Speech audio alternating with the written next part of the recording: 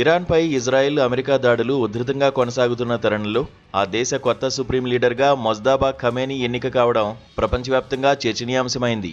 ఈ పరిణామంపై ఉత్తర కొరియా సానుకూలంగా స్పందించింది. తమ నాయకుడిని ఎన్నుకునే హక్కు ఇరానియన్లకు ఉందని, మొజ్తబా ఎన్నికను తాము గౌరవిస్తున్నామని ఉత్తర కొరియా విదేశాంగ శాఖ ప్రకటించింది. అదే సమయంలో ఇరాన్పై అమెరికా, ఇజ్రాయెల్ జరుపుతున్న సైనిక చర్యలు చట్టవిరుద్ధమని, ఇవి ప్రపంచ శాంతికి విఘాతం కలిగిస్తూ అస్థిరతను పెంచుతున్నాయని తీవ్రస్థాయిలో విమర్శించింది.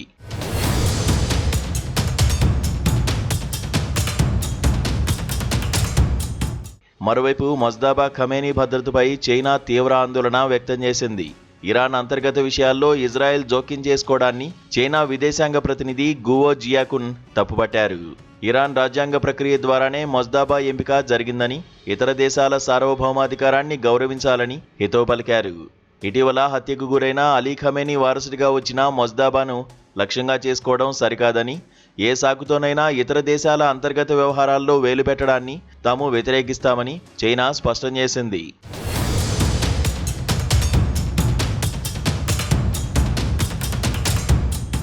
ఇరాన్పై అమెరికా, ఇజ్రాయెల్ దాడులను చట్టవిరుద్ధమైన దురాక్రమణగా చైనా గతంలోనే అభివర్ణించింది.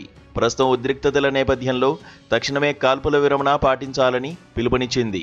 ఇరాన్ సామాజిక వ్యవస్థను దెబ్బతీసేందుకు పశ్చిమ దేశాలు ప్రయత్నిస్తున్నాయని ఉత్తర కొరియా ఆరోపిస్తుండగా, చైనా మాత్రం ప్రాదేశిక సమగ్రతను కాపాడాలని డిమాండ్ చేస్తోంది. మొత్తానికి ఇరాన్ నాయకత్వ మార్పు విషయంలో అగ్రరాజ్యాల మధ్య విభేదాలు పశ్చిమాసియాలో మరింత వేడిని పుట్టిస్తున్నాయి.